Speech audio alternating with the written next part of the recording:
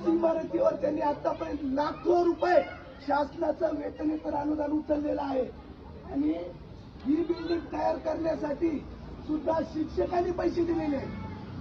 एवढं असून सुद्धा तिकडं फक्त याच्यासाठी द्यायची की त्यांना पालकांना त्रास द्यायचा. आमचं तुमच्याकडे स्पष्ट मागणं आहे की यांच्यावर पोस्को अंतर्गत कारवाई करा. छोटे छोटे मुलं एवढ्या जर गरमीत बसवत असाल, इथं उन्हामध्ये तुम्ही बसवत असाल तर तुम्हाला अंडर 14 असल्यामुळे पोस्को लावावा लागेल.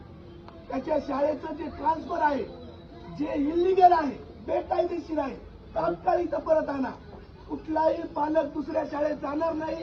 इथले शिक्षक शिकवायला तयार आहेत, विद्यार्थी शिकायला तयार आहेत. अडचण फक्त मुख्याध्यापक आणि संस्था चालकाची आहे, बाकी कोणाची अडचण नाही. आणि राज्य घटनेच्या 14व्या कलमानुसार प्रत्येकाला शिक्षण घेण्याचा अधिकार आहे. मराठी शाळा बंद होता कामा नये, मराठी शाळा वाचल्या पाहिजेत.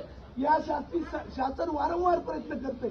तुम्ही सुद्धा या गोष्टी नमूद करा की बाबा मराठी शाळा आहे, अनुदानित मराठी शाळा आहे, 300च्या वर विद्यार्थी इथं शिक्षण घेतात. असं असताना सुद्धा संस्था चालक स्वतःच्या मनमानीमुळे आणि स्वतःच्या विमतिकल स्वभावामुळे जर पालकांना आणि विद्यार्थ्याला त्रास देत असेल तर यानंतर जर त्यानं उद्यापासून सोमवारपासून शाळा सुरू केली नाही तर सगळ्या पालकाच्या वतीनं तो जिथं भेटेल, इथं भेटला तर उत्तम, त्याच्या तोंडाला काळं फासू. म्हणजे 300 कुटुंब, 300 मुलांचं भविष्य तो आता अंधारात टाकतोय.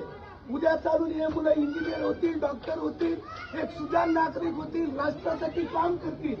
त्या कळा खोडायचं काम जर हे करत असेल, ही शाळा बंद झाली नाही पाहिजे. कोणत्याही परिस्थितीत मराठी शाळा बंद झाली नाही पाहिजे. एवढंच सगळ्यांना. आणखी तुम्हाला बोलायचं